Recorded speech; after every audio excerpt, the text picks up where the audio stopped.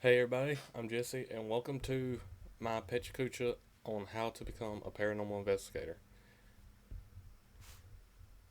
In this presentation, we'll be covering what you're walking into, the equipment, locations, and stories from my past.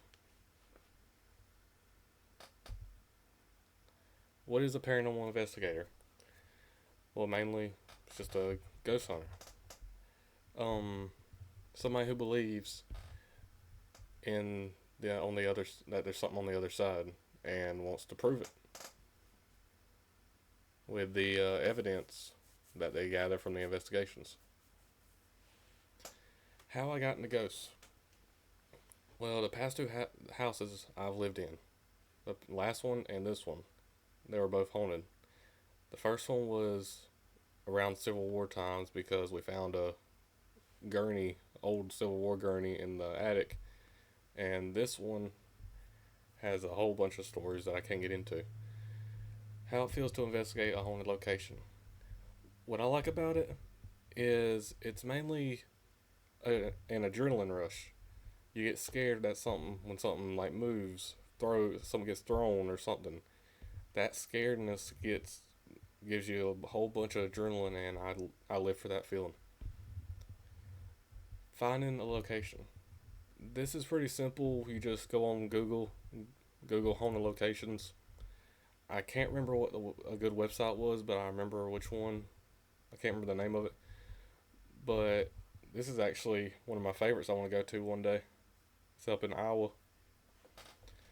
This here is all the equipment that paranormal investigators use. You got the ghost box, digital recorder, cameras, EMF detectors, thermal scanners, two-way radios. I don't know why they call it a flashlight a torch, but this is mainly what gives everybody the evidence.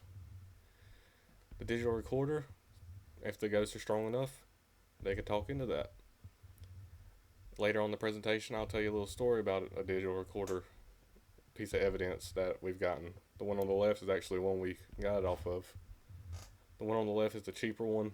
The one on the right, you could do this and you'd be able to hear it from like 5 feet away, 10 feet away. All right, the picture on the left is an EMF meter, and the picture on the right is a REM pod. Both of them are mainly used to detect electromagnetic energy that the ghosts put off.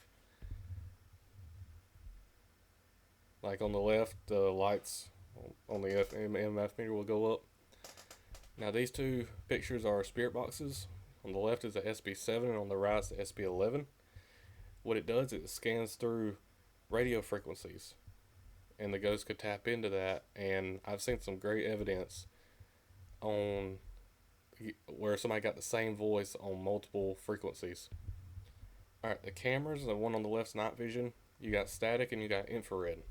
Statics, I think static's a little bit better than infrared. And then on the right, you got thermal, and the ghost can make stuff colder or hotter, and that'd be good at detecting that. More expensive equipment. This is the SLS camera. The guy you see on the right picture, he's mapped out by a stick figure. Now, if there's a ghost that popped up, there would be a little stick figure beside him without a body attached to him. And that's how you get the evidence off that. Before your investigation, well, mainly you just want you look for a place, do your research. That's the main thing with ghost hunting, research. Make sure that you have permission or it ain't illegal to trespass over into the property. Taking the necessary precautions. I do feel like ghosts and demons, of course demons, but ghosts can hurt you if it came down to that. But you don't hear too much about it. The most I've seen was a few people get scratched. Sorry about the dogs. Find evidence. All that equipment I showed you earlier, you use that to find the evidence. Like this will be a Class A evidence if it's actually legit. Like I got this off of Google, so I don't know if this is edited or somebody actually caught this. But that is a great piece of evidence if it is real. Debunking. Now this is where you get a piece of evidence you're not sure about, like an anomaly, a ball light that could be a dust, a bug flying across the room, and you gotta look closer at the evidence to debunk it. All right, the best audio evidence. This is bringing back to the digital recorder story. We was in the back room of my basement, and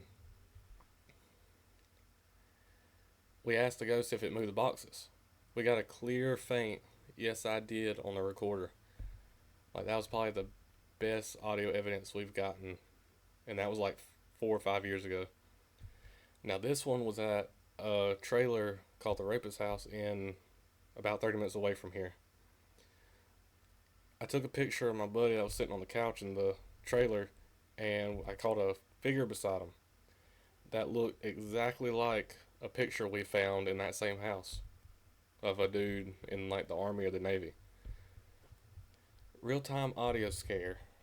This one was in the same place, and I was using that recorder where you could rub your fingers, and y'all be able to hear it right now if I was using that. I heard footsteps charging at me down the hallway towards the bedroom we was in. A list of my favorite locations. Of course, my house. The Rapist House is at Scott, Georgia. No info online because we heard it from a buddy. The Devil's Bridge in Cochran. We went there one time.